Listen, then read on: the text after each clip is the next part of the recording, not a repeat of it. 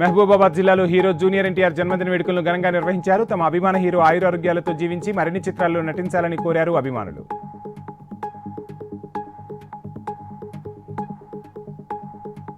కేంద్రం తీసుకొచ్చిన లేజర్ కోడ్లను రద్దు చేయాలని డిమాండ్ చేశారు సిఐటియు నాయకులు. పశ్చిమ గోదావరి జిల్లా నర్సాపురంలో కేంద్ర ప్రభుత్వానికి వ్యతిరేకంగా ధర్నా చేపట్టారు. పోరాడి సాధించుకున్న హక్కులను కేంద్రం కాలరాస్తుందంటూ తీవ్రస్థాయిలో మండిపడ్డారు.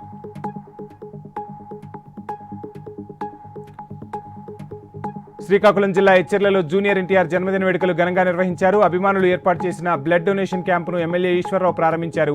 హీరోల బర్త్డే వేడుకల్లో సమాజానికి ఉపయోగపడే కార్యక్రమాలు నిర్వహించడం ఆనందంగా ఉందని, స్ఫూర్తిదాయకమైన పనులను చేయడం ద్వారా మంచి మెసేజ్ ఇస్తున్న అభిమానులను ఆయన అభినందించారు. విశాఖ టీడీపీ కార్పొరేటర్ కోడిగుడ్ల పూర్ణిమ శ్రీధర్ వైసీపీలో చేరారు. తాడేపల్లిలో మాజీ సీఎం జగన్ సమక్షంలో వైసీపీ కండువా కప్పుకున్నారు. ఈ కార్యక్రమంలో కురసాల కన్నబాబు, విశాఖ సౌత్ ఇన్ఛార్జ్ వాసుపల్లి గణేష్ పాల్గొన్నారు.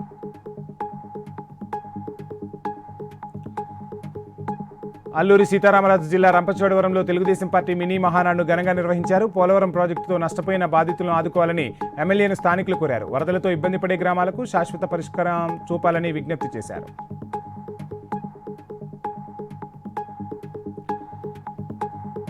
పుష్కరాలకు ఎంపీని ఆహ్వానించకపోవడం దారుణమన్నారు. షెడ్యూల్ కులాల హక్కుల పరిరక్షణ సంఘ జాతీయ అధ్యక్షుడు రాజు ఉస్తాద్. గడ్డం వంశీకృష్ణ దళితులైనందుకే పుష్కరాలకు పిలవలేదన్నారు.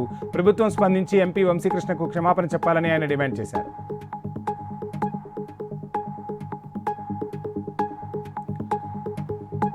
చిత్తూరు జిల్లా కుప్పంలో సీఎం చంద్రబాబు పర్యటించనున్నారు. ఈ నెల 21వ తేదీన కుప్పంలో పర్యటిస్తారని అధికారులు తెలిపారు. ద్రవిడ యూనివర్సిటీలో హెలిప్యాడ్ను సిద్ధం చేశారు. సీఎం పర్యటన సందర్భంగా అధికారులు ముమ్మర ఏర్పాట్లు చేశారు.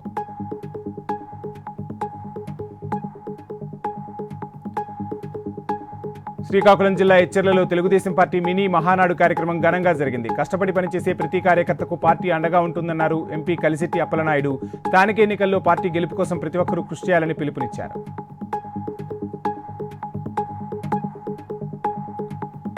జగిత్యాలలో గుప్త నిధులు తవ్వకాలు కలకలం రేపాయి. తవ్వకాలు జరుపుతున్న 3 వ్యక్తులను పోలీసులు అదుపులోకి తీసుకున్నారు. ఓ ఇంట్లో గుప్త నిధుల కోసం తవ్వకాలు చేపడుతున్నారని సమాచారం రావడంతో అక్కడకు చేరుకున్న పోలీసులు విచారణ చేపట్టారు. ఇంట్లో మెట్ల కింద 3 ఫీట్ల వరకు తవ్వి పసుపు, కుంకుమ, నిమ్మకాయలు, దీపాలు ఉన్నట్టు గుర్తించారు పోలీసులు.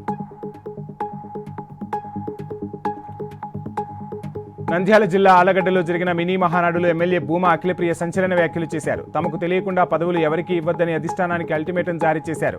పార్టీ కోసమే కాకుండా భూమా కుటుంబం కోసం పనిచేసిన వారికి తప్పకుండా పదవులు వస్తాయని చెప్పారు అఖిలప్రియ.